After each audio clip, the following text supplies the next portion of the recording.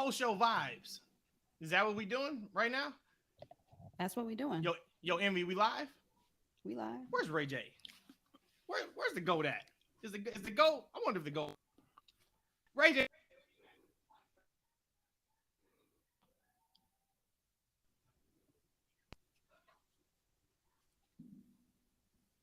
Y'all here? I think you talking. Echo? I think you Echo? talking. There we go. Now I hear you. There you You hear go. me? You got me now? I Yeah. got you now. Fantastic. What up? What up? What up? What up? We are live. It looks like I'm these levels and make sure we all good here in a second and make sure everything is all to the good. Welcome to the TFW podcast post show. All in AEW. We're not gonna get right into it because if we got right into it, it would be like a normal show where we talk about Phil Brooks and what he's done and all that kind of good stuff. Let's hold back for a second. Let's hold back on that for a second. Let's introduce the peeps firsthand. Rhodesia and I are on location. And say we're backstage at Wembley, but no, we're not. We're just in a hotel room, separate rooms, so you guys don't get the echoes and such. Rhodesia's here. Eshan is here. Ladies and germs. What's going on? What's going on? You were kind of going in and out of there again, but we're all good. I'm good. Ready to talk about All In. Ready to talk about some big things that happened this week too in wrestling. So everything we're going to talk about is really the show we just saw. We got to start off with first. I want to make sure that we're good here. So you said the audio going in and out. You said No, just your signal. the signal's going in and out. Mm-hmm. Am I good now? So far, yeah. It's like when your voice All get right. elevated. That's when it starts. Yeah. Is that what it is? That's it. Ouch! I just gave myself a concussion. I'll make sure my voice does not get elevated. If that's the case, we don't want that to happen. Eshan just made himself a margarita, so we'll see about where he's at 15 minutes into the show. How you feeling right now, man? You feeling all right? Oh, everything's great right now. Everything's great right now. I'm just sipping. Let me show I'm what jelly. I'm working with. Here we go. I have nothing in here. Oh, nice ball glass there. Like Yes, that. ma'am. Eshan was on record on Wednesday's pod. I asked both of you, hey, what's your excitement level of the show? Rhodesia said she was at a 7. Eshan was on record as saying he was at a 2. And if it wasn't for this podcast, he wasn't doing the post show after, he wouldn't even order the show. Before we get into the show, I would just like to ask you, my good man, did the show surpass your expectations? You know, I said that I was attending the AEW show in Atlanta, and that show probably will hook me. And it did. It was a great show. I had a great time there. Probably the best AEW live event that I experienced in Atlanta. And I've been to, I believe, all of them in the past. How long have I been there? 5 years. Great time there with my buddy Brandon. We were kind of off to the side next to the like the entrance where the guys go in and out when they're making run-ins, etc. I felt like we had like a little backstage access. It was really cool. It was great fun. It was a great experience. So like that same positive energy went into me watching the show, and it was a really, really great show, guys. I'm ready to talk to you guys about it, but man, I'm sure we got to talk about something right before we talk about the show, right, Matt? We do, man. We got to get into we have not potted since we lost 2 legends in the world of wrestling. So of course we got to give our thoughts, condolences, and share our positive, fun vibes for Terry Funk, for Bray Wyatt. Both passed away, or Terry Funk passed away on Wednesday. Bray passed away on Thursday.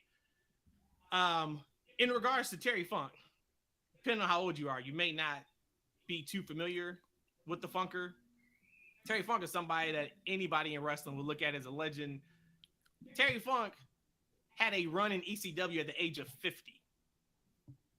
Put that in perspective. And he went for years after that. Had a quick run in WWE as Chainsaw Charlie with Mick Foley. It was cool because one of the things that Cody said, which Cody bodied, that I don't even know what you want to call it. It was more than a promo. So I don't want to say just promo, but he bodied Like him a talking homage, a about tribute.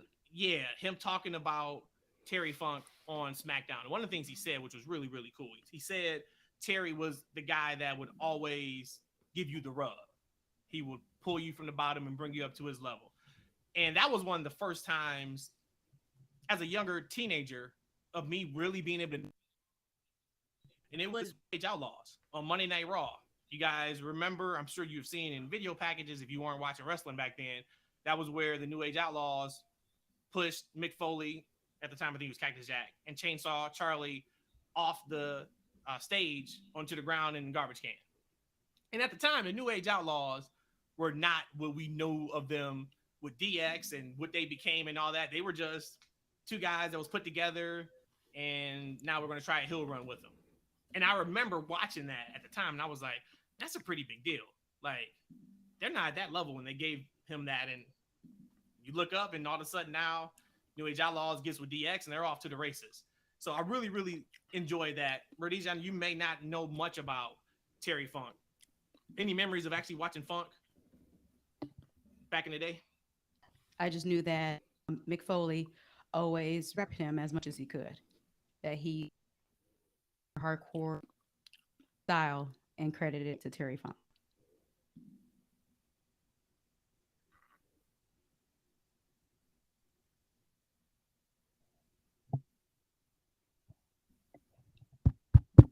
Is this thing on? I hear you, Rhodesia. Did you guys drop off? must be Matt just dropping off. Told you, if you see his face, he's going. What was your best memories and first memories of Terry Funk, Ishan? Gosh, I can't even tell you what my first memories of him were, because he's like one of those family members that or cousins that you've always been around. Mm-hmm.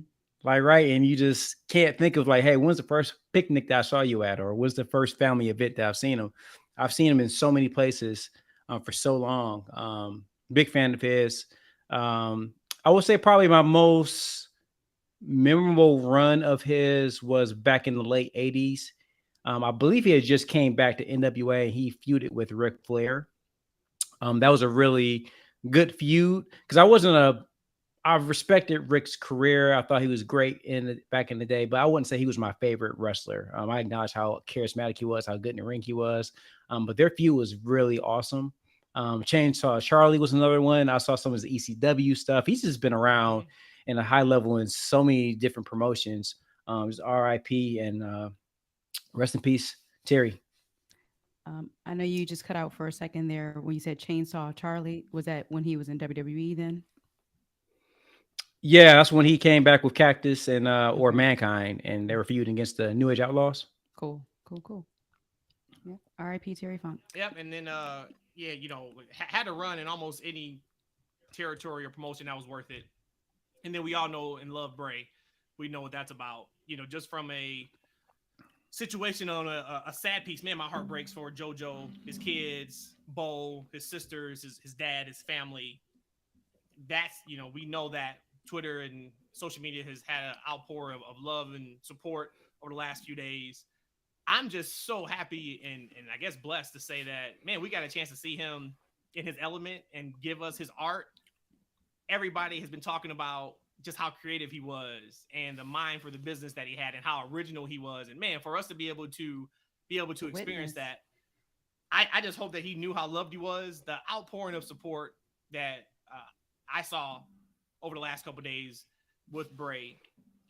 A lot of times you just wish we could say like that because it was no bickering back and forth over stupid stuff on. So we're back to it now.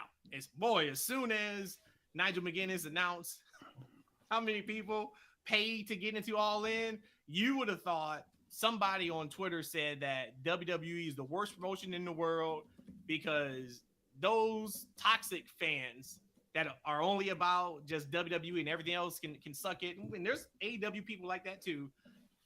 It was ridiculous on social media. So I guess we're back to now normal. that like now it's, you know, one against one and all that kind of stuff. But just super happy to be able to experience Bray and his different characters that he brought to the table and all that kind of good stuff. What about you guys? You go back and watch these videos of his promos in the ring and his video packages out of the ring, and it's almost eerie to the sense because just some of the things he said, it's almost like, and I wasn't even a Pac fan, but there was times they would talk about, or Pac and Biggie, like the things they would say in their raps before they died. It was almost like, wow, they were talking from beyond. And with Bray, that was just one thing about him. His mind to be able to come up with things was just so incredible. You know, so when you first told me about what happened with him, man, my heart literally broke.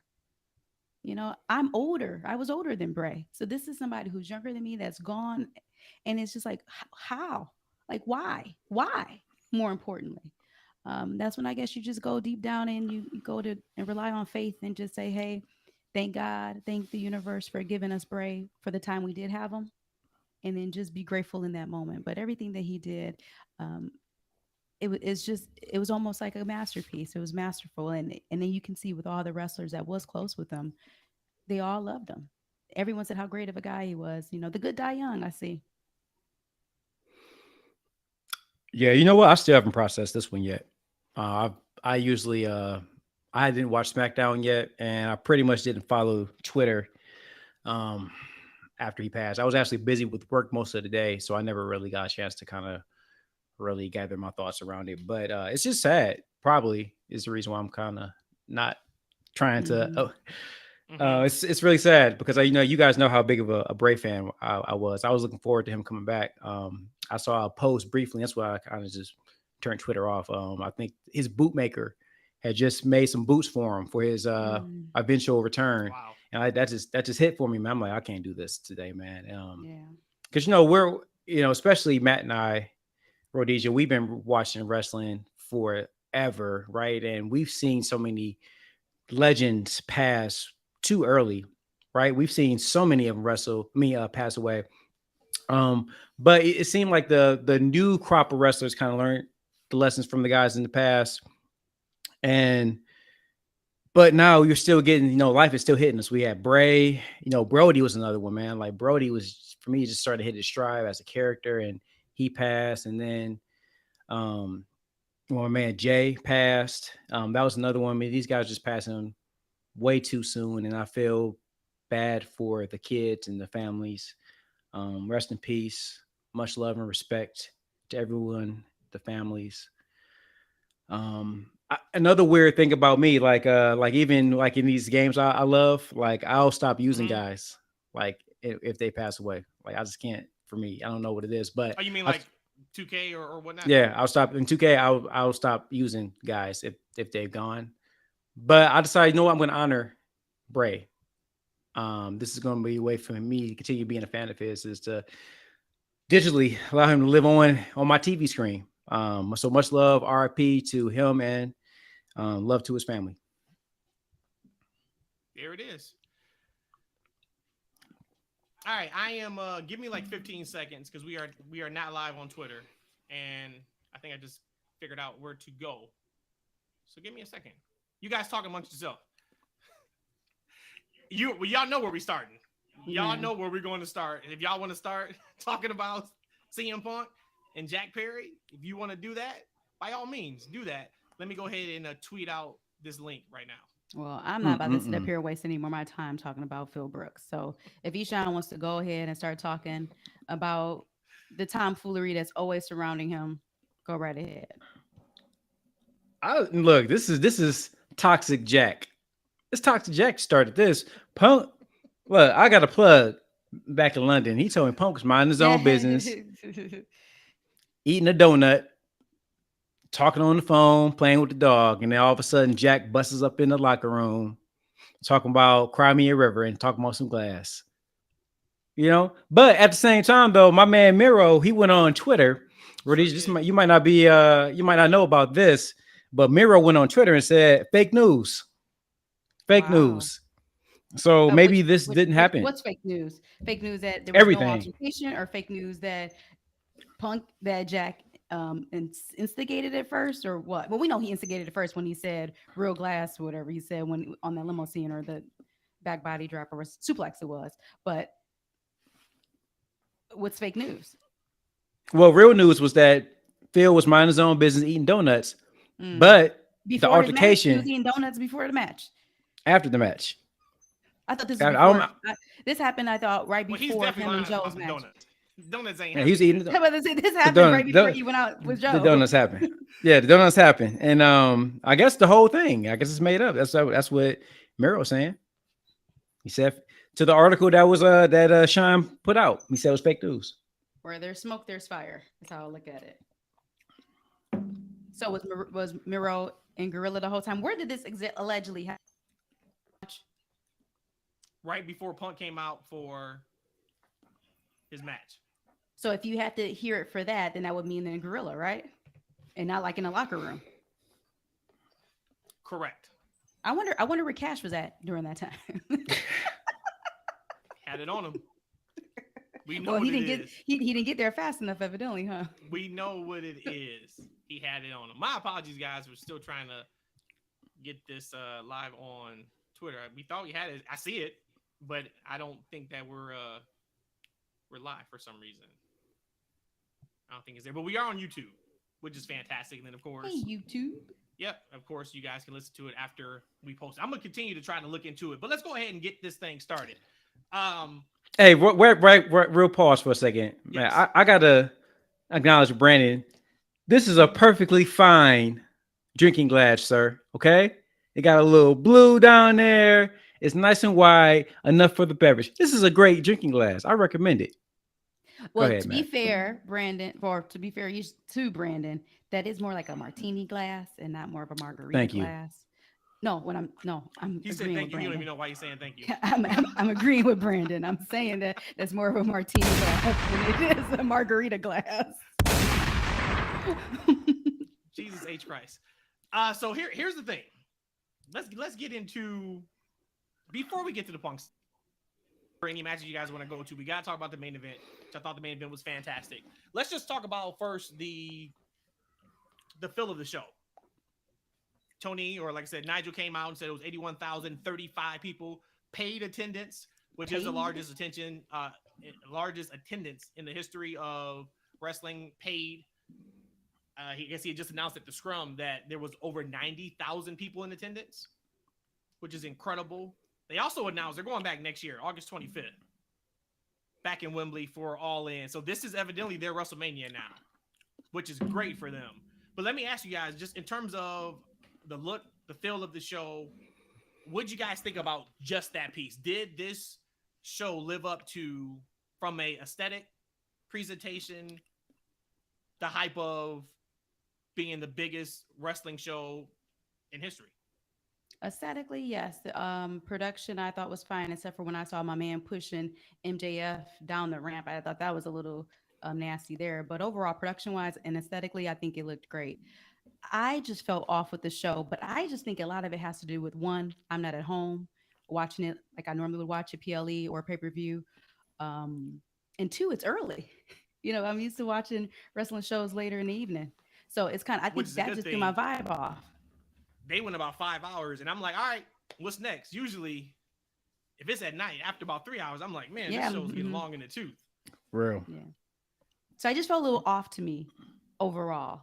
I would just say that, but I think it was more so a me thing and not a them thing. No, I thought I actually thought it did a great job with production. I thought the show looked good. I like the earlier show, to be honest with you, especially on a Sunday. As Matt said, man, like you start these shows at 8:00. It's damn near midnight, 1:00 before these things, are all over, man. And look, I work in Atlanta, so I gotta get up butt crack at dawn to get to work by 9:00. So I appreciate it. I loved everything about it. I think it was a great way to spend a Sunday. Hey, so I wonder where do people get Sunday from? Like, right? Instead of Sunday, they say Sunday. I thought it was a great way to spend a Sunday. You never heard Sunday before? Never heard it. Matt, you heard people say Sunday before. Oh, no. How about this? How does Wednesday become a thing? Explain to me, from looking at it, WEDNESDAY. That Oh, is you Wednesday. mean the That's not Wednesday. Wednesday. Wednesday. We have to find out the Wednesday. origin, the root word, like what's the origins of Wednesday, where it came from, what language it came from, and then that'll probably work. Man, what did you think about the production, man? 'Cause I know you're like, you see things on production that I don't always notice. What'd you think? You know what's funny, man? Anybody who watches and listens to the show weekly know that I give AEW a hard time, which I should. They've been around for 4+ years. The production snafus and misses happen a little too often.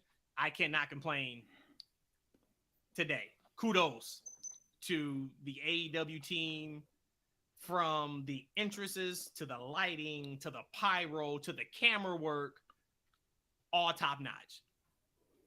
That show looked like it belonged. I always look at when you see shows like this. This was somebody's first AEW show they've ever seen. Just as WrestleMania every year. You get some casuals that, we're going to come over to your house and we watch, or we go to a bar, whatever the case may be. There were a lot of people that this was the first time they laid eyes on AEW. There's no way they didn't walk away impressed. Tonight was the best of AEW. And that's even with some misses. It's still the best of AEW. When AEW first started, they talked about AEW is what you are going to get from a perspective of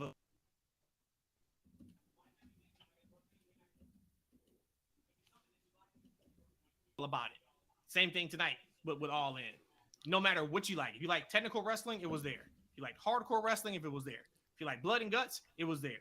If you like tag team wrestling, it was there. If you like big star entrances, it was there. They checked off every single box. So you gotta shout them out for that. I thought they did fantastic. I really did. I was a little worried that when I saw the stage wasn't as grand as I had probably hoped it would be. It still looked good. But I was like, man, I hope this show comes across as a big deal. And it did. And they even took up another notch when it started getting there in Wembley, because then you could really see the lighting treatment and how they were lighting the ring and the staging and the crowd. Hats off to AEW.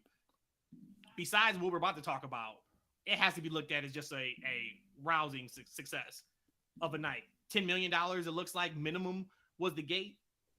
That's incredible. Unfortunately for TK, fortunately for us as fans, I think he spends all of it on entrance music. Seriously. Man, when Saraya came out, I was like, Tony got to pay for that. Big money. He got it. Big money. We Will Rock You ain't cheap. Sting coming out to what he came out to, big money. It ain't cheap. So hey, Matt, Rhodesia, we got it. We got the money. We good. We good. Yeah, I don't got that money, because if we do, I wouldn't be sitting on a toilet right now trying to record. I think he's saying we as if AEW and Big Daddy. AEW. Yeah, got it. That's AEW. what I think. Yeah, AEW and Big Daddy. We got it. We good. I think he's also saying we, even though he was only looking forward to this show and it was like a 2 out of 10. That is true. You know what I mean? But Yeah. I digress. You always bringing up old shit. Keep going. I digress. All right, so let's get into the Punk stuff. So E, you kind of ran it down. Word is Jack Perry told Punk go to hell. I can use real glass if I want to. Punk had an issue with it. They get into it. And actually, Tony Khan is on the screen now, and I just saw that he said it was an altercation, and he can't speak on it. It is being internally investigated. Oh, God. But we knew that would be the answer. Right? MJF and Adam Cole is at the podium right now. So then that means that the fake news that Miro was talking about is maybe just what went down, not or how it went down, not what went down. Because clearly something went down. or maybe the flavor of the donut. Who knows? But what we do know is that that sound like CM Punk didn't need cash. It's like he handled Jack on his own. Sure did. So and got his ass kicked out. Look, that's horrible, right? I'm not here to disrespect Jack. Cause me and Jack, we boys. They told Jack to walk home. They told Jack was like, I live in America. They're like, walk home.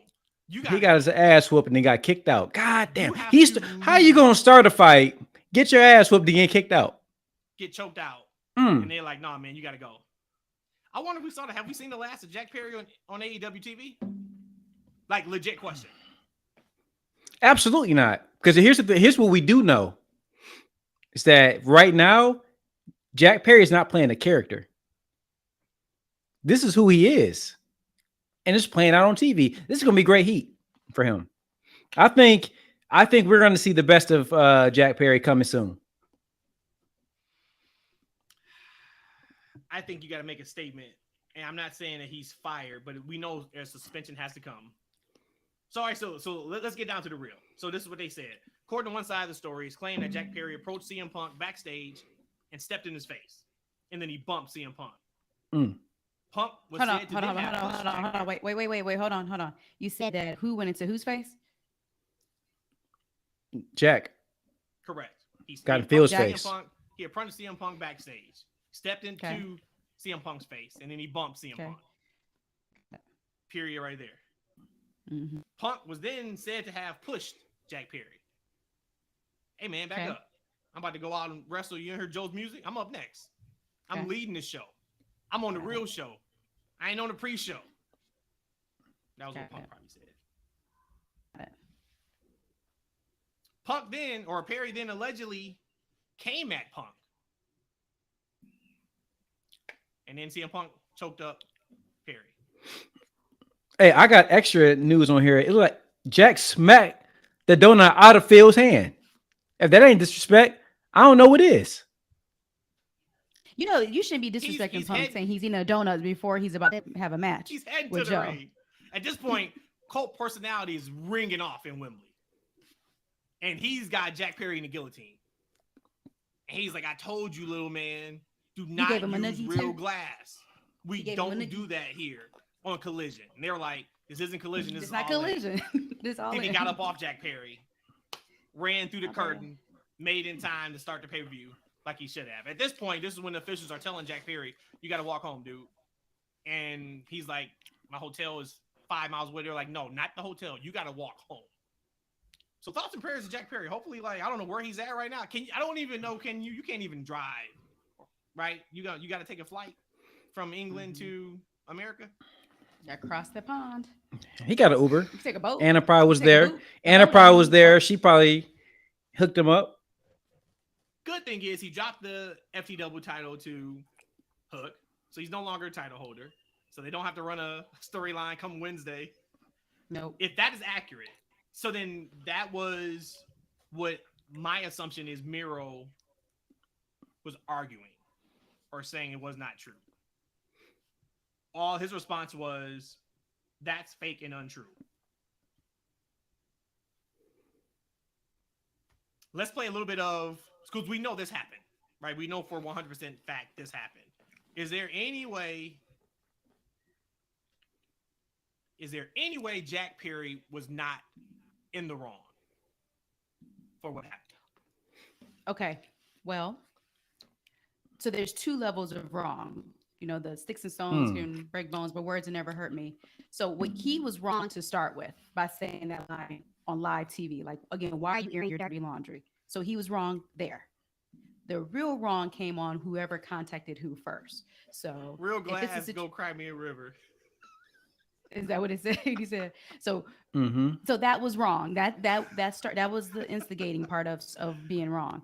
Now, then the wrong would be then who touched who first, because we know back in the day when you were in school, it was like the person who touched first got the suspension. So whoever touched first, if he bumped him or if it was just a commotion and Punk took it as a bump, like, get out my face, you're too close to me. We really don't know how that went down. So whoever touched the person first will be ultimately the wrong person. And, you know, because I'm a Punk hater, I think he did it first. I think he thought that Jack Perry bumped him and he was like, get out my face, and pushed him. And then Jack Perry's like, what? Because you know how they come up like that. And then that's when Punk was like, this is my opportunity to choke you out. It's ridiculous. Hey, pastries need love too. And look, Jack, we're going to talk about this, okay? We in this together. We in this together. AEW, we in this together, okay? We need to understand there's different ways to express ourselves if we have problems and issues. That was not the time, Jack, okay? If you had a problem with Punk, it wasn't the time before his match. You have to understand This is the largest wrestling event watched in history. We got 85,000 people in Wembley. We got the opener, CM Punk versus Samoa Joe. I don't even know how to say Samoa Joe incorrectly like Rhodesia does. But we got Samoa Joe and CM Punk. And you're going to holler at CM Punk right before he about to go out to talk to him about some god dang glass, man. Look, I get it. You young, you dumb, and you full of cum. I get it. I was there back when I was your age, okay? But that wasn't the time, okay? So oh man, a little bit. Yeah, I do actually. That was a good time too, man. Look, the early 20s, man. Woo! But anyway, that's one in time, Jack. Okay, so you got to take an L on this one. We're gonna talk about it later. It's gonna be all right, but we're gonna get through this as a team. And I don't know if it is gonna be all right. It's gonna be all right.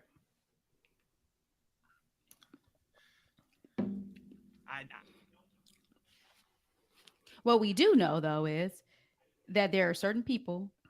I don't know if we're over talking to each other because I hear you in the other room talking. But what we do know, I just said I figured out. I figured out how to tweet out the link. Finally. Oh, we're live on Twitter now. Oh my God! Now let's start all over. Let's start all over. Hey, welcome. All right, let's no, we're not. No. Welcome to the TFW podcast. Yeah. Oh, what? Actually, we've been going for like 20 minutes, so we can't. Yeah, we gotta keep going. The Twitter fam that is now watching the live stream. We've talked about Bray Wyatt. We've talked about Terry Funk. So RIP to those legends. We talked about Phil and Jack getting into it right before his match. But no, that's legendary, though. Now, let's talk from a CM Punk status. Legend.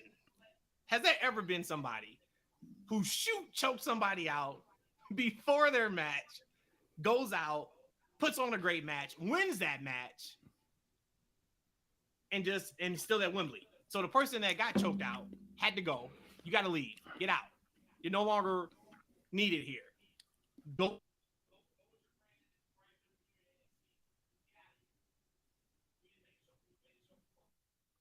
CM Punk. Even more, was Tony Khan chanting CM Punk while he was choking out Jack Perry in Gorilla? Or do you think that didn't happen? Just asking. I'm just asking. I'm over it. I'm telling you that right now. I'm completely over it.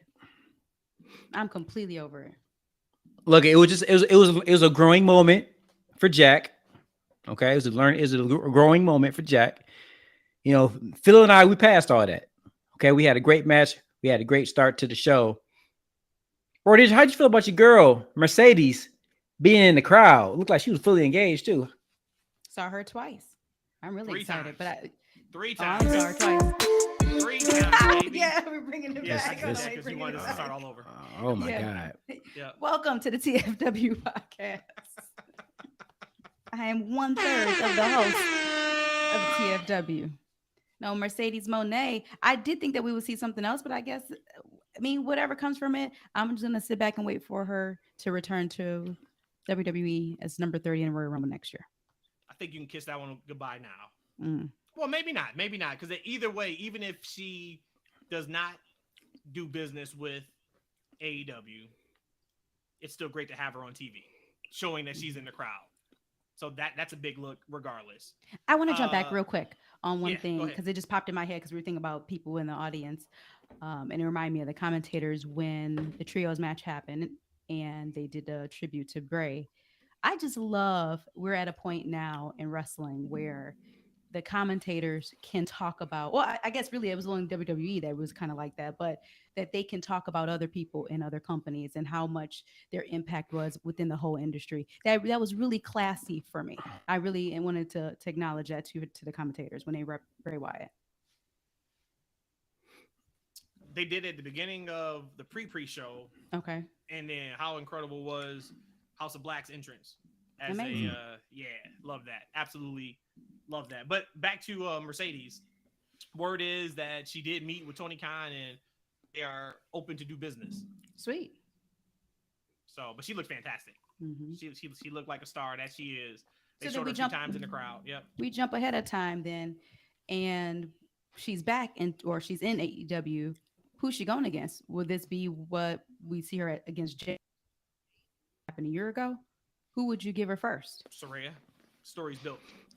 I go That's back right. Hey, And to she's hey, a we got a champ. And new she's a champ now. AEW She's a champion. champ. Let's go. My baby Yeah. Saray. She looked beautiful too.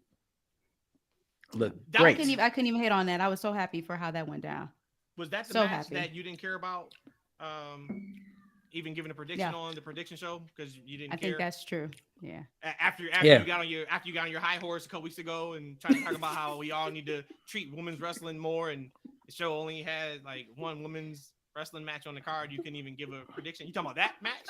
So here we go. Matt, bring up some old shit. Now, what I will say is that we needed to create better stories for our women to engage in. Is what my point was. And it had nothing to do with women. If men were in bad storylines, I wouldn't watch them damn matches either. That wasn't my point. The point was that we needed to probably get some writers that specifically write for women so they can have better voices and better character. But guess what? My girl Saraya, who I've always been a champion for, who I said should be the next biggest star in AEW next to CM Punk, she's where she needs to be she's a champion and she looked phenomenal. Another great win for our great company AEW. No, it's not. It's not worth my energy.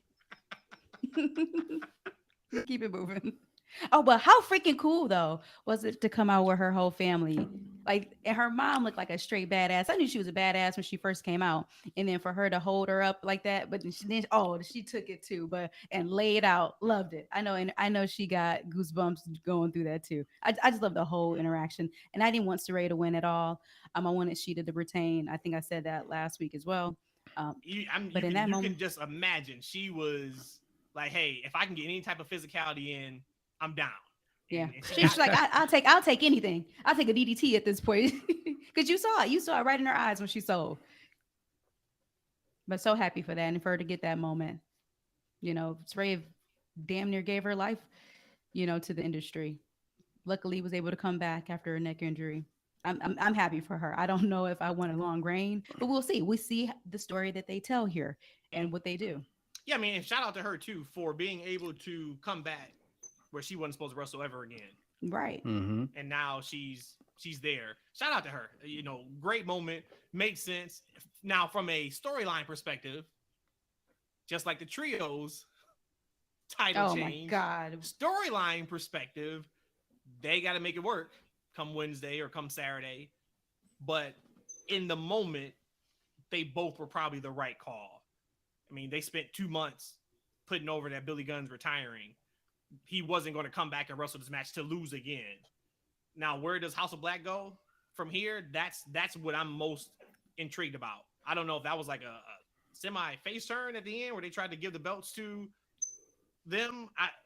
I'm a little confused, just kind of what that looks like. But this is why we watch wrestling, because they can make it all make sense once again come Wednesday or Saturday. But was not a fan of the title change. I did like just the last sequence that they had with King in the ring and taking the multiple finishers, back to back, kicked out at one the first time, and then they did it again. So I did enjoy that. Everybody still, came out of that match looking strong, but just from a optics perspective, for y'all to put in 2 months of a story for Billy Gunn, a little bit of a head scratcher.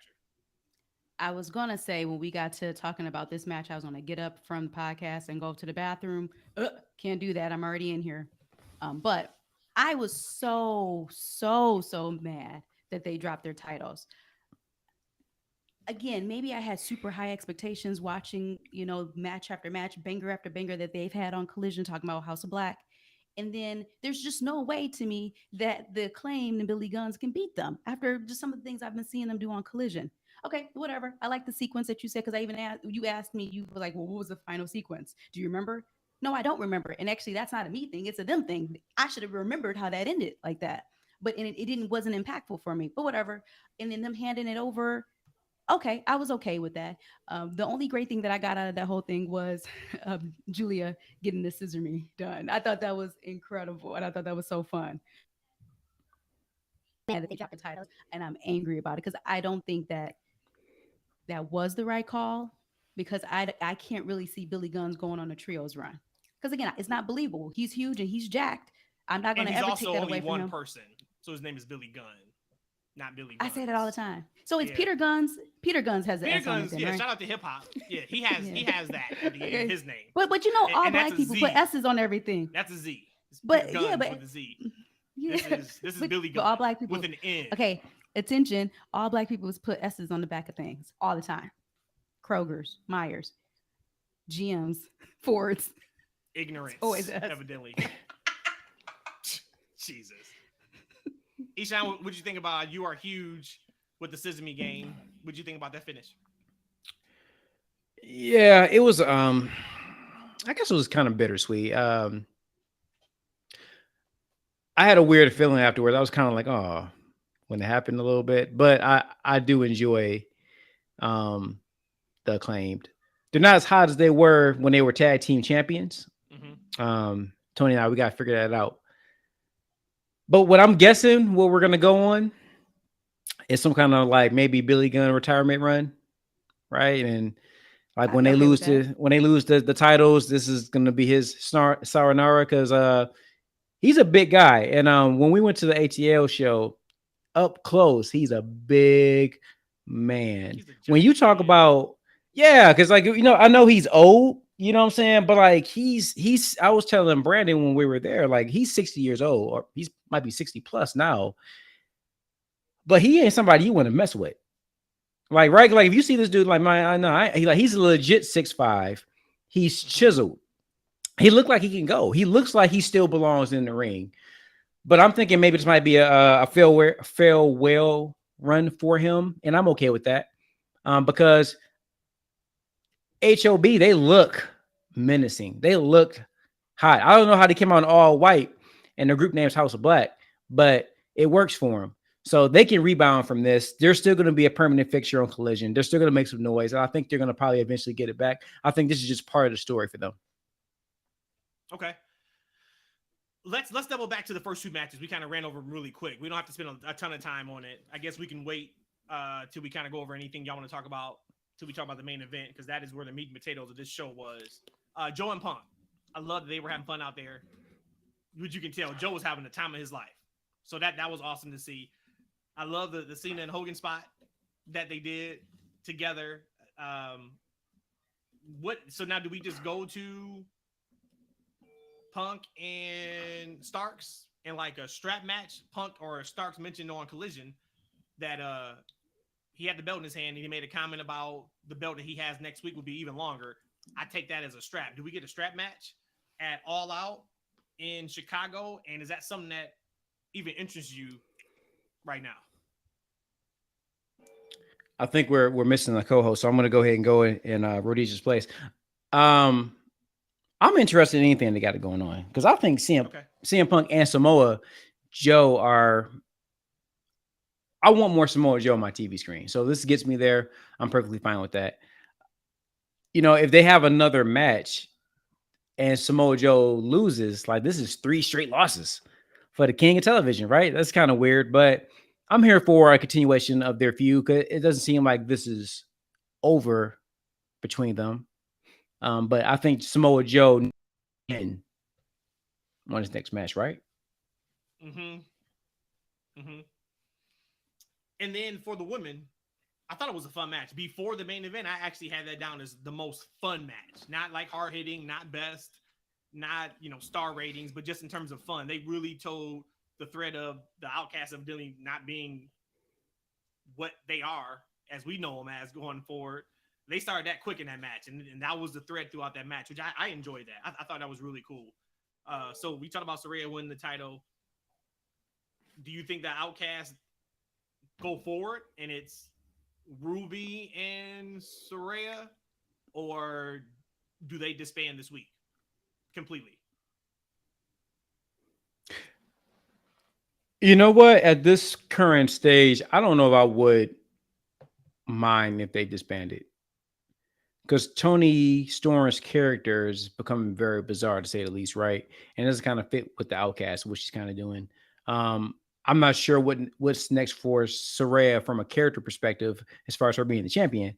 I'm not sure, she kind of was a pseudo face for the Wembley crowd. and with reason. She's well from there or nearby. Ruby seemed to be kind of disappointed with what was going on in the match. I'll be okay with them breaking up because they're three strong characters, three strong wrestlers. So I think that if you have them apart, you're going to at least get some good matches between the three of them because the division seems like it's getting stronger. You got Willow coming up.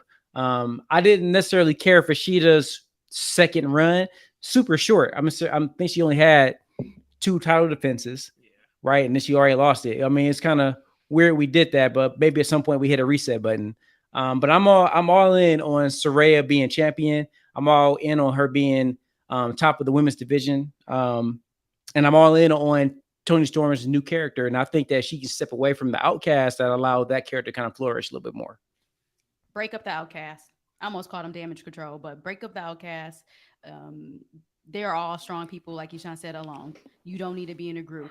It was already, to me, unbelievable between Toni being the champ and even with Ruby. So to me, break them up. And like you said, we'll get some good matches out of them. And or pair them with other people. And now we know we get Ruby and Statlander at All Out Sunday, which should be a lot of fun. But I'm going to have to assume that's going to play into this whatever they end up doing with Outcast. Y'all want to go right down the line of the matches? So next it would be...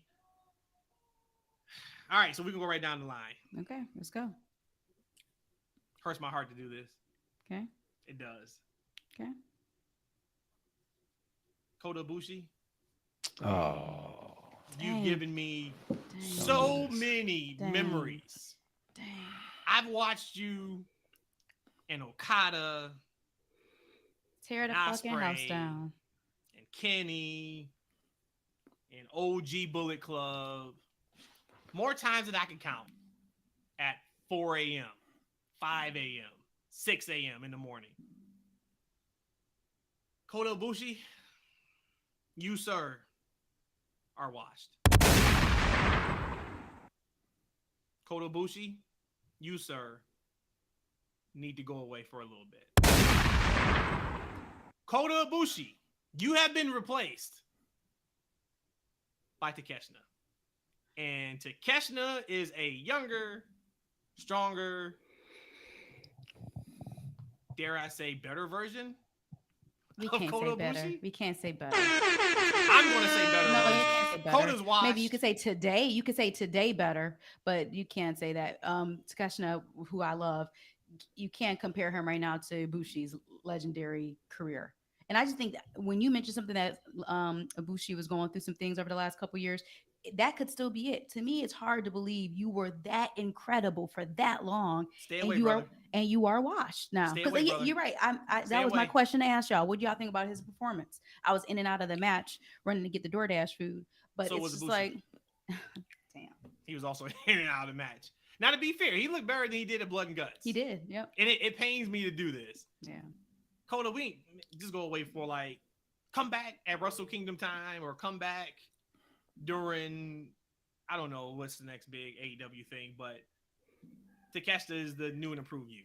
And it hurts me to say that because Kota Ibushi. Hold on. With the gunshots, it don't seem like it hurts you to say that. No, it don't. Yeah, you was like, boom. And he was like, boom. I'm here to be truthful. And anybody think that Kota Ibushi didn't look washed? Defend it, E.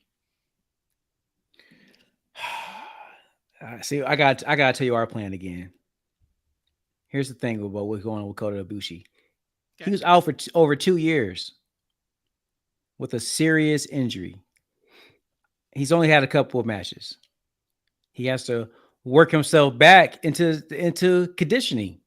It's going to take some time. That's why he's in these tag matches, right? It allows him to kind of do what he needs to do in splurts. So hopefully over time, we get back to where we need to be. It's going to take a little bit of time. You can't, sometimes after a career injury, just hop off the bike and hop right back on. It's going to take a little bit of time to get to where it needs to be. Okay. It still was a good match. Cole and I, we're still working on it. Okay. Trash. So we See, had that's that what I match. just said. Wait, look, you just Matt. Come on. I'm just saying. What's the Whatever. Well, you cashing right now. Stop. Yeah. Love the I love the finish of it. Kenny's blowing everybody up, destroying everybody. V trigger in here. V trigger in Contestant there. gets the Boom, boom. cheap victory, roll up victory. I originally said I wanted them one-on-one at All Out. We can still get there. I was hoping though it would have been a reason for us to have that one-on-one match, like maybe it was some cheating or something else like that. But I thought the match was done well.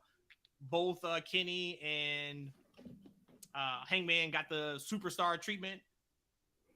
Big entrance with the pyro, which was the first we saw of the night. So that was really, really cool. But overall, I thought that match was really, really good. And really looking at the card, I'll ask your guys' thoughts at the end of the show, but every match was at least solid. Mm-hmm. Right. And maybe even saying solid is a low bar for this show. We talked about it ad nauseum. AEW shows, we kind of know what we get now with these pay-per-views. The build may not be the best, but then when it comes showtime, they knock it out the park. Man, I think they did that. Next match was a tag match, right? Hey, real quick, guys, right before we go to the next match, that V trigger that Kenny did on the end, like my God, man, like those V triggers that he does, they look and sound phenomenal every time. It's like so much impact into it. And then Takeshita, his high knee was another one. I was like, that woke me up. He did like a Street Fighter move on him. Straight up, he sure did. Yeah, he sure did. That was a good one, Rhodesia. He sure did. Did Kota Ibushi do anything to wake you up? All right, so the next match was actually our tag team match. We were talking about our boy Cash, bang bang. Anything.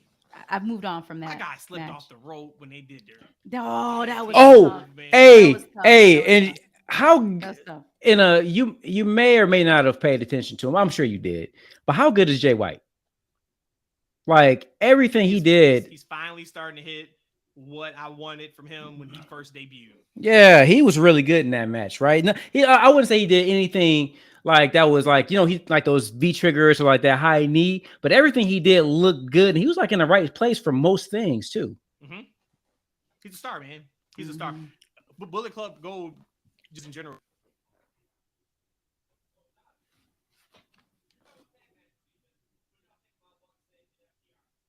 Quick thoughts. I don't have a ton of breakdown on this. I thought the story they told in the match was great in terms of we know each other so much. So it was a lot of mirroring of the same moves, a lot of counters to what they were trying to do.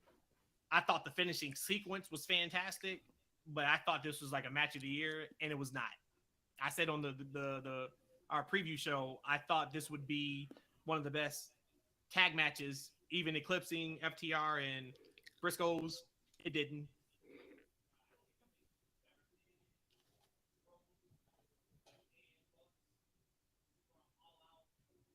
Ago, still a really good match, but it didn't hit that level that I thought it was going to. Same here. So first half of the match, I was like, what is even happening? Like my expectations my bar was, I guess, so high for it. Toward the second half of it, it picked up, but just overall, it didn't give me the Young Bucks FTR. This is their rubber match, right? Rubber band match or some whatever. I thought I'm calling rubber band matches. I didn't get that. I didn't get it did not meet my expectations at all. But with that being said, it still was a good match. It was still a solid match. I don't think I would ever really see a bad match from either one of them, but I do put them on just a different level, and they didn't hit that for me at all. The one thing I would say is that FTR was like, they're going to win, but Young Bucks would be the only one that can kick out of the shatter machine. So I guess that was kind of their way of saying who's the better, because that's how they ended it. Well, now we know who's the best tag team in the whole world. But the Young Bucks like, all right, we'll give you that, but we're gonna kick out of this shatter machine. First time ever, wasn't it? That's what they said. They said first time shatter ever. Machine, and I thought Dax's reaction was fantastic. He kind of knew what was coming. And Ryan in the chat says Hulk Hogan is sober. Huh? You know, Hulk Hogan is sober. In the chat. Is Hogan in the chat? Yeah, YouTube chat. I don't know. He said Hulk Hogan is sober. I don't think Hogan is ever sober. He absolutely lies. We're going to talk about that probably on Wednesday's pod. We got to bring that up. There was a Twitter thread where they just brought up all of Hogan's lies. I gotta ask y'all probably what your favorite Hogan lie was. We'll talk about that on Wednesday. But the more and more, I have a lot of disdain for that guy. Yeah. I do. We'll get into it, but I heard for years that he was a liar like that, so I wasn't surprised by it. Actually, we'll get into it. Like, we'll get into it. We'll get into it. But as far as the tag team match, like, the kid died in Wembley. Michael Jackson is standing with you. Make a wish, kid. You go work your match. The kid comes back. You smell the odor. The kid's dead.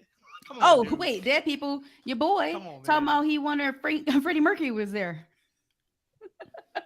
Oh, JR absolutely pulled a Saudi. He's like, I wonder if Frank Mercury's here. Like, dude, that's like asking WWE to bring Yokozuna and Ultimate Warrior to Saudi. Like, no, they've been dead. JR was on one though. JR, it was one of the matches he called somebody out for a weak ass cover. I was like, JR is on one right now. Yep. JR was like, look, my contract is up in a couple months. I'm gonna do and say what I want to do. Oh, that's hype. That's shout hype. to the I GOAT, like JR. that. Yeah. Shout to the GOAT. What were you saying, E, about the tag match? I thought it was really good. I was actually surprised that you guys felt that way about the match, but you guys were thinking it would be a match of the year, Right? and not to rub it in. I just didn't feel that way. I thought it was gonna be a solid match. I just seen them, and I didn't think that this match is going to live up to what we've seen in the past. Because I guess you think about it, the Young Bucks are kind of, I don't say they're in cruise control. I just feel like they're in a good zone in their career. They're in a good zone to where they're going to give you a good, I guess, 4-star match. That's where they're at right now. Because like they kind of play the goodies. They kind of do the best hits right now. It's almost like they're like an old school team or like rock concert, to where they're going to come out, they're going to play their sets, and that's what you're going to get. So it's kind of hard to aim for like a 5-star match, because you're not going to get anything new and exciting from them or anything that's different. You're going to get the same kind of thing over and over from them. However, there were a couple things in the match that I really enjoyed, that if you're looking for, I guess, that 5-star match, that you might not put that in that category. There was some good wrestling with Dax and Matt in that wrestling. Because some people might have thought like their what was the belly to back to the suplex with counters might have, like that was like kind of a thing to where it didn't look good. I think what they're trying to go after was a struggle. Like they was struggling to get out of the hold and try to counter. So it didn't look pretty. It didn't like it flowed right. And you saw a lot of that in the match, because I listened to Dax, especially on his podcast, a lot. And that's the type of wrestling he goes for. The old school, everything's a struggle type of a deal. So if you don't appreciate that type of wrestling, you might not think it's the greatest thing. But I thought the match was good. I will go with a 4-star, or 3.25 or something like that. Well, it goes to what I was saying about they know each other so well.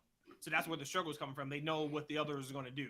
And they gave them, it felt like maybe a minute and a half, 2 minutes of just them kind of wrestling right in the middle of the ring, which I thought was really cool. Yeah. A couple updates from the scrum. Saraya says she can't wait for Mercedes Moné to finally join them in AEW. Wow. Mercedes is not cleared per Tony Khan. He thought it would be great to have her at All In to take in the show. Saraya just talked about how she never thought she'd wrestle again, so how incredible the moment is. So Tony's exact quote about the incident: I can't comment on it at this time beyond what I'm about to say. Yes, there was an incident backstage before we went live on tonight's show. So that was kind of all he said there. Don Callis wants Kenny versus Takeshita at All Out. So there you go. Callis says Kenny hasn't won a big singles match since their split. Then Tony Khan announces it for All Out. Shout out to that. So we get to see that live and in person. What else? Wow. Orange Cassidy challenges John Moxley at All Out. Yeah, I mean, you take a fork. It'll be the winner of Cassidy versus Penta against Moxley. So we're getting Cassidy versus Penta at Dynamite, and then the winner.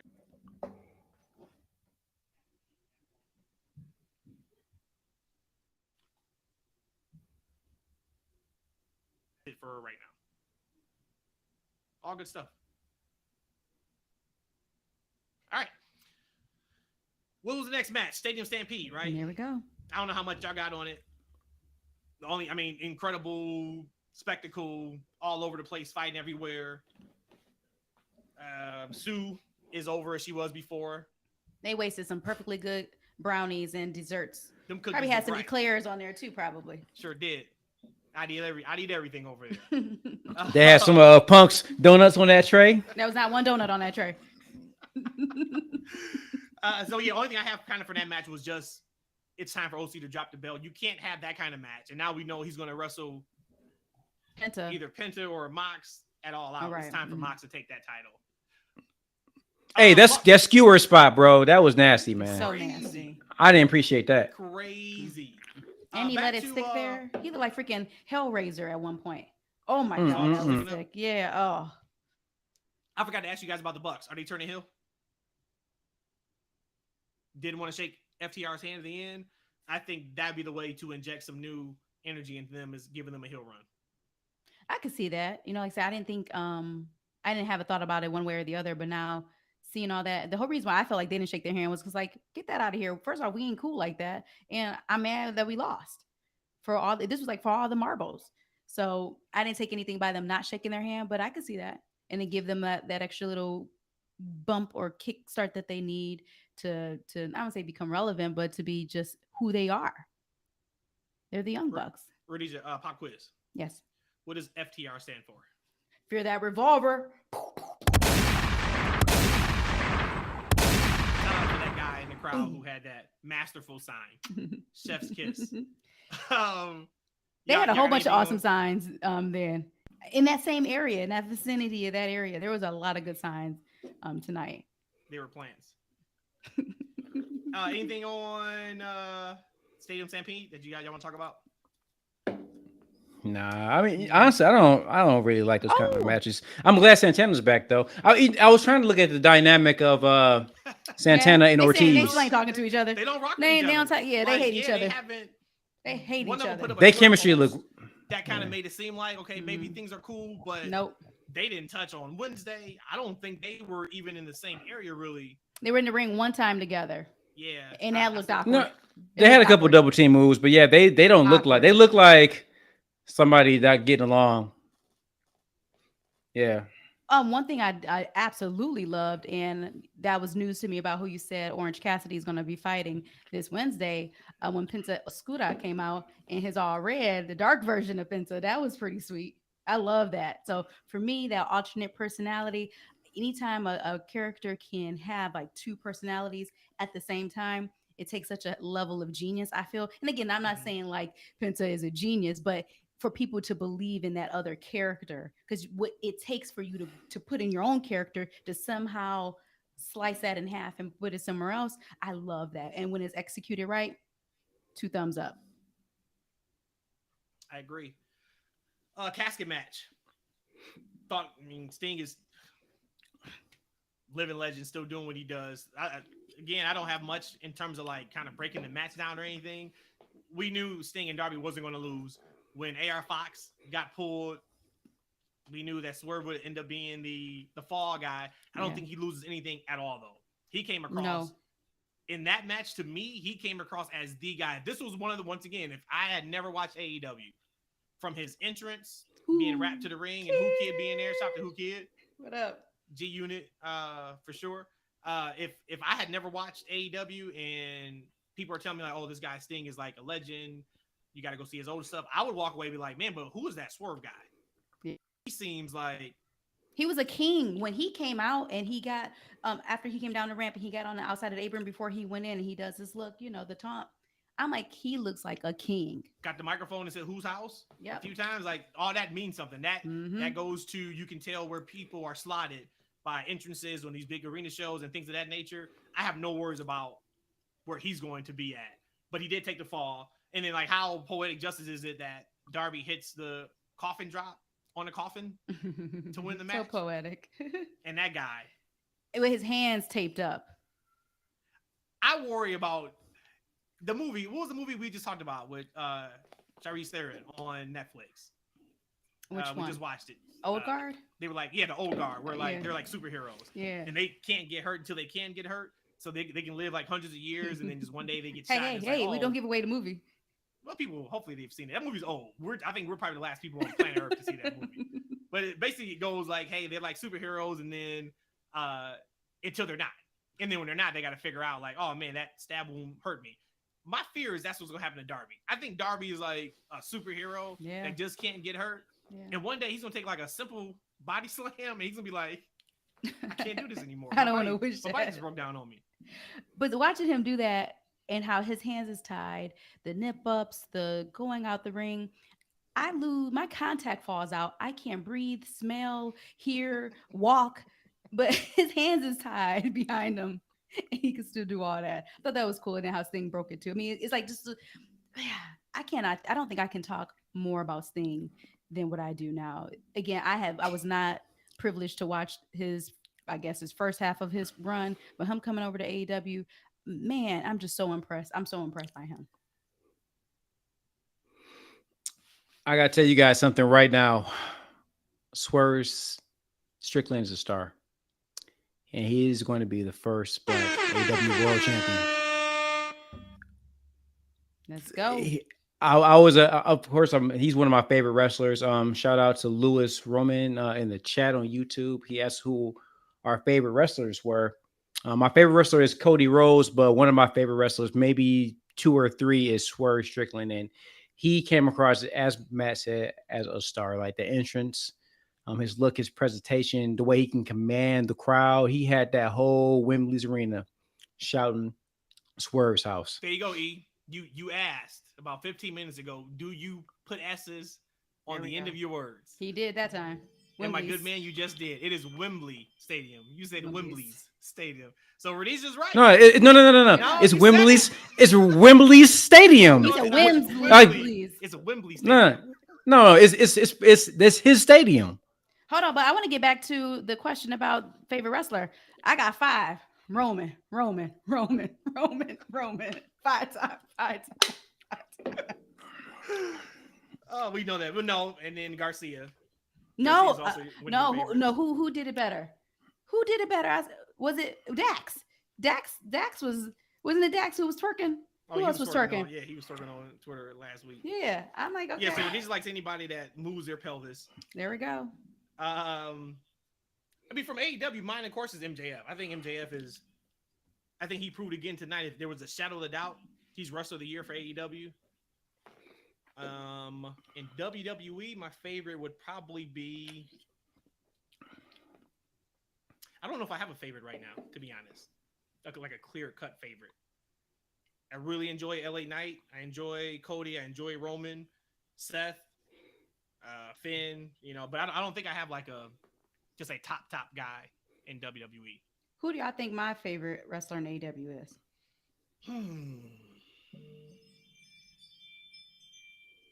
Do they wrestle tonight? Or are you asking because you? I'm asking because I don't think I really know myself. Your favorite is probably if Ospreay was AEW talent, it would be Ospreay. You think so? Yep. When Kenny's actually being pushed as Kenny. Yeah. Okay. I agree with It's funny you guys call me an AEW hater when a majority of my favorite wrestlers are in AEW. But they're not. But also, we have Prince Nana. You're a hater. We have 58 episodes prior to this that gives you the receipts. He forgets. No. It's old ass news. I forgot. My bad. Yeah, it's old people, old news. Not understanding that. I just don't like the creative on Dynamite. Prince Nana. I didn't like him. Wow. I want to like him. I don't like him. I want to like him. However, in this match, he seemed efficient as a manager. He had some purpose in that match. I mean, he pushed that coffin in the ring with some purpose. I don't know why that impressed me, but he put some pressure on that coffin when he pushed it in. I was like, all right, go ahead, Nana. Because I thought we were kind of hyping it. I almost thought we might see a Swerve win for a second. But then I should have known by how things were going. Yeah, you can't. You can't do that. You got to give Sting and Darby that moment. Especially because Darby's in a title match at All Out against Luchasaurus. Speaking of Ospreay, that first 3 minutes of that match, he basically told Jericho, get down or lay down.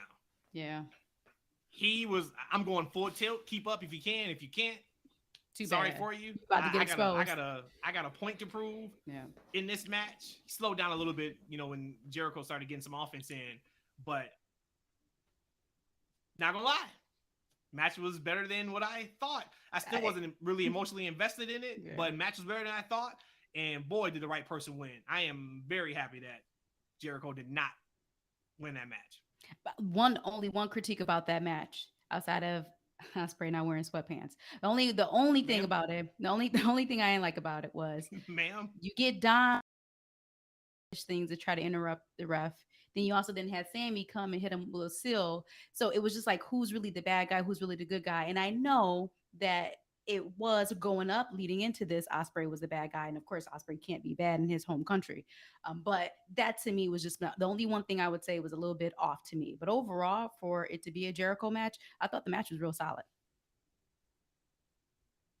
I didn't watch it.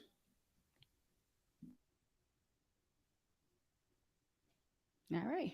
All right. Next Main event matches. time. Yeah. Oh, wait, we already talked about trios match. Yep. Okay. main event time. So we start with Better Than You Baby wins the ROH title. I came out here and complained and moaned that Yep, you there sure should not have did. been 2 matches on this show. Mm-hmm. Guess what? After the show, I still feel that exact same way. Boo. I don't think that match added anything to the main event. It didn't. But I don't think it took away from the main event, where I thought it would take away because you're getting the top 1 and 2 guys first pop away in the buy-in. I don't even know if it's called a buy-in anymore, but you're getting it 0 hour. You're getting it in 0 hour. I don't think it took anything away from the main event. So you're right. It didn't add to the main event, but I don't think it was just a net 0. Did it matter to you at all, watching the entire show? You know what? I actually didn't see the ROH tag match. I tuned into the 0 hour, probably in the last 3 minutes. But the match was fine. So, what did you guys overall think about the main event match itself? Because we talk about we want more stories, right, out of AEW, and that match was more about the story than the move. So, what? So. Well, that's where we're getting at now. I thought the match was incredible. I thought the production of the match was great. I already knew that there was going to be some kind of tomfoolery at the ending. Something was going to have to happen. We know that already. And I thought the 5 more minutes and then MJF saying no. I'm thinking he's about to put his foot in the ground like, nope. And what did he do? He said, nope, not this is sudden death until we get us a clear winner. So just like all of that, the Panama Sunrises, the spot with Bryce, just Roddy coming out. I thought that match was produced beautifully. I thought the actual work in the ring was great. And I also thought that the story that they told was great. By far, this was the match of the night. And this absolutely, to me, sold all in. Give Roddy Comedian of the Year award. He's got it locked down already. And we got 3 months left in the year. My man walked away. Actually, he stomped away. He did a like SpongeBob stomp.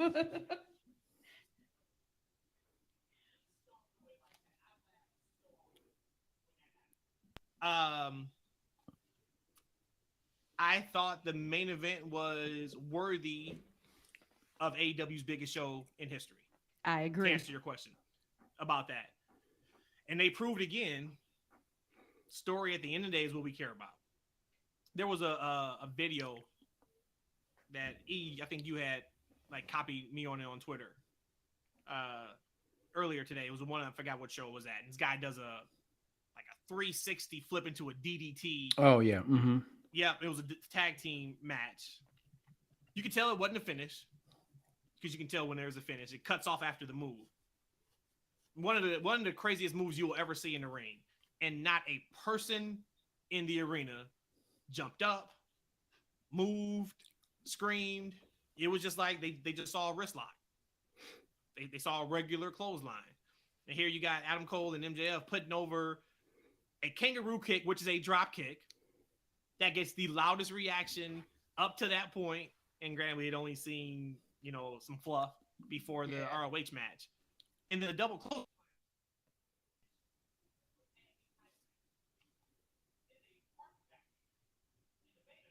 Their own double clothesline spot where that was the finish of the match. before they And say no, let's run it back. that real quick, that double clothesline, it's funny how it was interpreted a different way. Adam tried to do it, and then MJF tried to do it, the double clothesline, and that's what was really really clever. That's beautiful Go ahead. storytelling. Hmm. Beautiful storytelling. Hmm. I love that. I mean, I've talked about MJF. I can't talk about him much more than what I have already. His matches typically have like specific callbacks. This match had that from Hmm. some of the things that he's done in previous matches, and they had a lot of callbacks to him and Adam Cole. To when Cole tried to console him when MJF took the pin, when they lost the tag team opportunity title for the AEW belts against FTR. It was in reverse. Almost some of the stuff was like word for word. They still love you. You tried, you gave it your all that kind of stuff. Hmm. Thought it was incredible.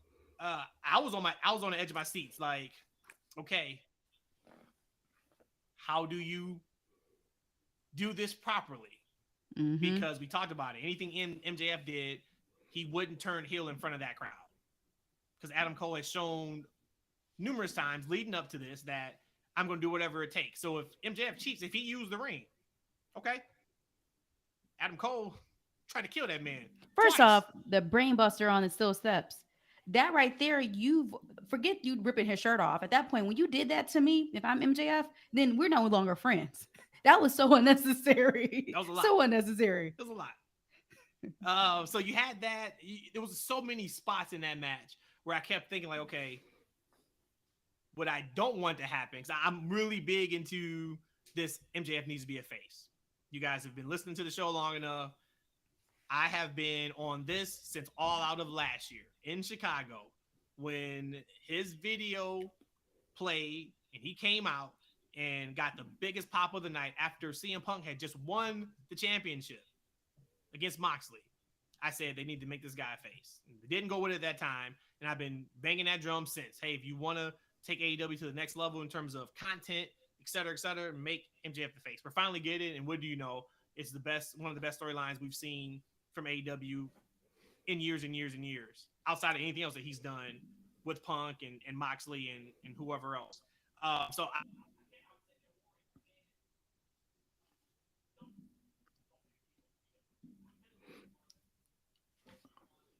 As soon as I trust somebody, they turn on me. I'm never trusting anybody else again, and he goes back heel. That didn't happen. So probably what I'm most excited for and happy about is that it's not over. So as much as I didn't think and don't think that ROH match was needed on the actual show itself, now we know it's not over. There's much more story they can tell. And if they want to, they can run this story a year if they wanted to, if they really, really wanted to. Because at the end of the day, all the story is about is friendship now. Hmm. And you're right; it tethered them together. The ROH Championship. Again, we're not done, and it gives you now the luxury to play around with that, where you can keep them always. If you need to pull out the storyline right now, you can because they're tag team champs. Or if you want to push it out a little bit longer, then you have that time to build up to it. I think this was a great idea for them to get those belts.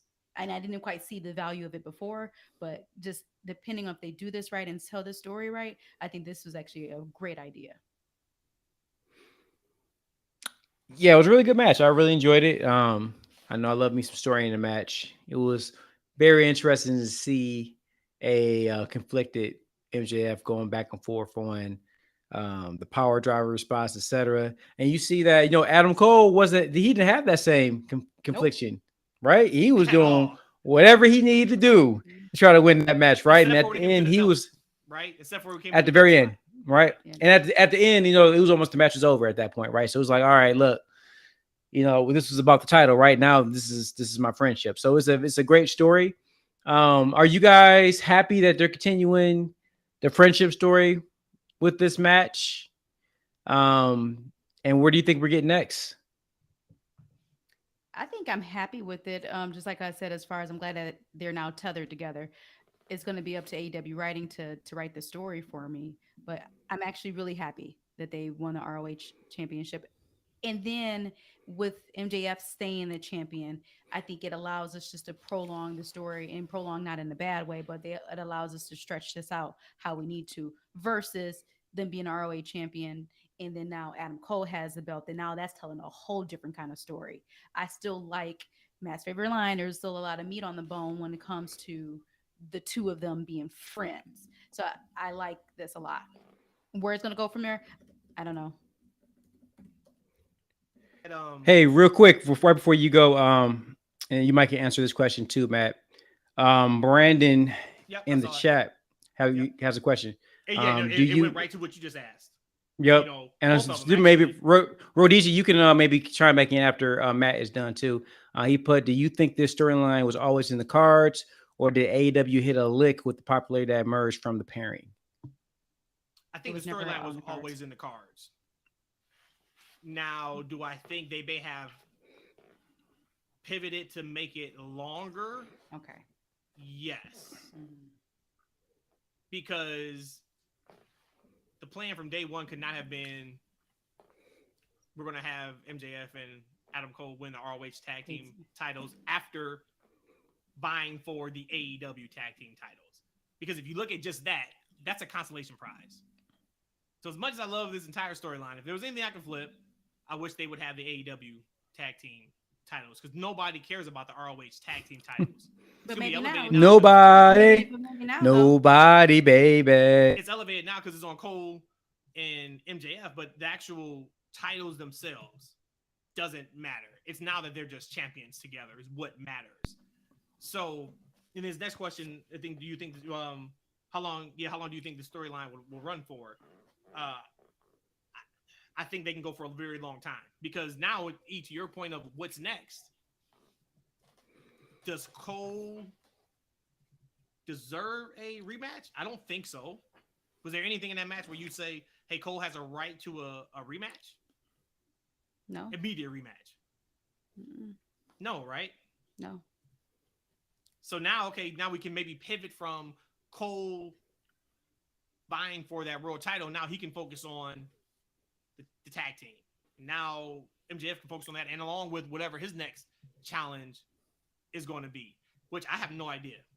Easy money, smart money would be real world champion, a heel CM Punk versus the face We already got a heel CM Punk. Just saying. MJF. I mean, I'm just Lean into that is what I'm saying. That's the smart money, but I don't know if they want to do that right now, this moment, because that's a lot to have MJF feuding with Punk along with being tag champs with Adam Cole. Eggs in too many baskets, but if what he's saying is still true, his contract is still up January 1, 2024. He said again on the Hot Wings show that him and Cole was on to promote All In. If that is factual, you may need to start planning worst case scenario storylines. After All Out, their next biggest show is Full Gear in November. Full Gear. And then they're done until, in terms of like pay-per-views, then they're done until Revolution in February, which is after that January 1 time frame. I'm sure Tony's gonna do whatever he needs to do to keep MJF. I don't think MJF's going anywhere. He's not. But I think they gotta start thinking that from a storyline perspective for sure. But other than Punk, where they're vying for who's the real champion, is there anybody else you could see challenging MJF right now for that world title? Real quick, let me answer the question. So it's hard for me to believe when we knew Punk was coming back that at your biggest show of all times, the biggest wrestling show of all times, that you wouldn't have MJF and CM Punk headline it. Even so much in July, I was even saying that I hope that they continue the story with Adam Cole, because I would feel like they would do that a disservice, one, for ending that storyline between MJF and Adam Cole to jump to Punk. So I think that they thought originally, whenever that original was, that they wanted MJF and Punk to be all in. I do believe that in my heart of hearts. But when they saw that they struck gold being Adam Cole and MJF, that's when they said, you know what, let's keep this going. As far as how long I think their reign is going to be, at least to Full Gear, I think, as far as them going back and forth with each other. And I think that aligns perfectly for if MJF does leave and go to presumably WWE. It gives them time to kind of build to that. Now, what did you just ask, Matt? What's next for MJF? Is there anybody else that you want to see him feud with outside of CM Punk right now? That would be it. That would be it. And we got to get to that story. E.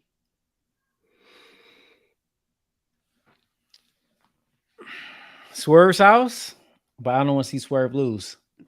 To be honest And with just you. coming off a loss too, so he would have to be built up in some type of, if it's a number one contendership match or a tournament or something like that. Oh no. Oh, I like they can. No tournaments where you win the tournament and you don't win the championship. No. No, I was just gonna say that's an easy fix for them. Look, number one is wrestling, and we don't care about people. No. We don't care about their last loss. Like wins and losses don't matter in wrestling anymore. We know that. Ricochet And they can easily. How about that? And we can easily. This company loves eliminators, title eliminator matches. We probably got one going, starting for next Dynamite, title eliminator, right? And Swerve, when he wins that, and he goes on to face MJF, which actually might be a nice storyline for him, right? It could be a nice, thing for him. But it seems like we got unfinished business with Roddy and the Kingdom coming up for these guys. And I don't know if there are credible threats to an MJF and Adam Cole, Roddy and the Kingdom. But they could be credible to win the ROH championship, since y'all said that the ROH championship nobody care about. I do hope that that's not the blow off, and this is to get the ROH tag titles on Kingdom, and then we move on from Cole and MJF. I hope that's not the case. I think they know what they have at this point. You ended your biggest show in history with a hug in the middle of the ring. I think they know, like, okay, there's a lot left that we can do with this story. Mm-hmm. But to your Swerve point, you're not going to like it, but there's a better shot of Darby beating Luchasaurus at All Out, and then Swerve taking the belt off of Darby. I see that. Than anything related to MJF and Swerve anytime soon. Hey, if it gives me a Swerve win, I'm all for it. So that was the show overall. Wait, we forgot one big thing. What? Bryce practically dying after every count. No, that's the school of Earl Hebner. If you want to see how to referee properly after a big bump in a major match, go look on Peacock or the network, wherever you live, and pull up one of them old school Hogan matches where Earl Hebner is the referee. You can even go back to Austin, Shawn Michaels. Mm-hmm.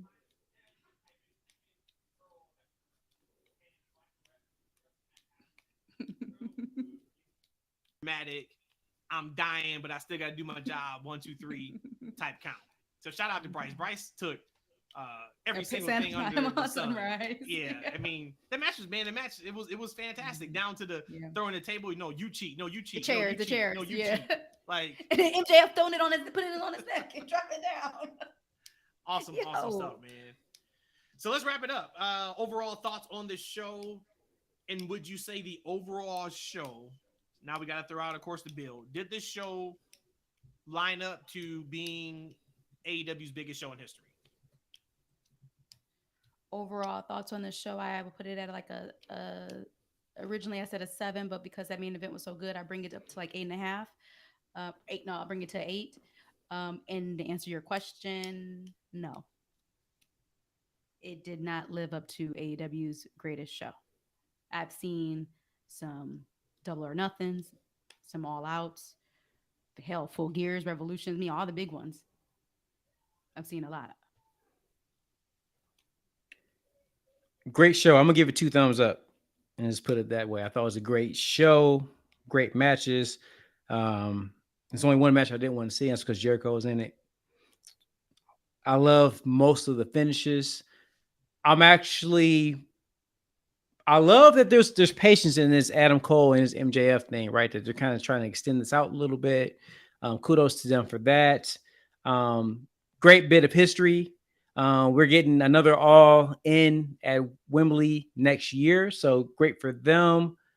I think a mission accomplished because we had great matches. We had some great finishes. We had some title changes. That's always big on the show.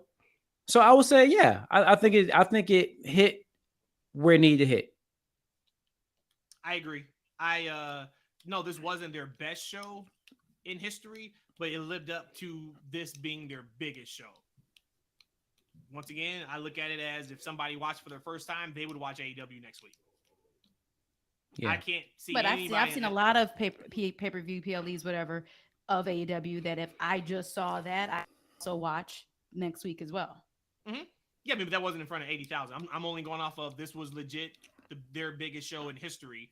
Did the show live up to it? And I think it did live up to it. Interesting. Yep, I would give it 2 thumbs up.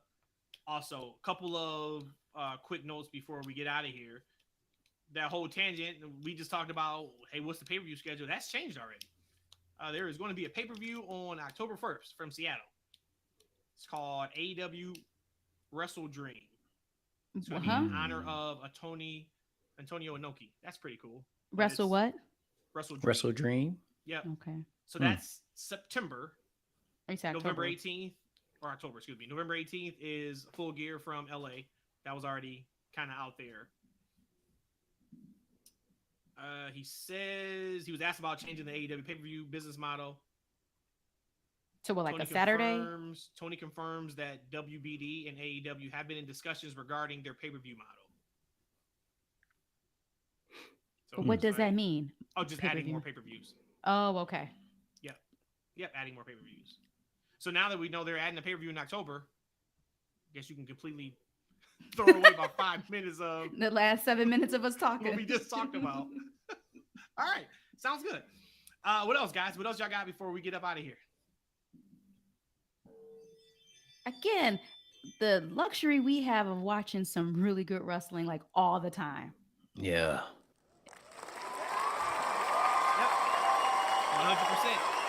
If you are not a jaded fan, I don't know how you are not ecstatic that there is viable competition out there.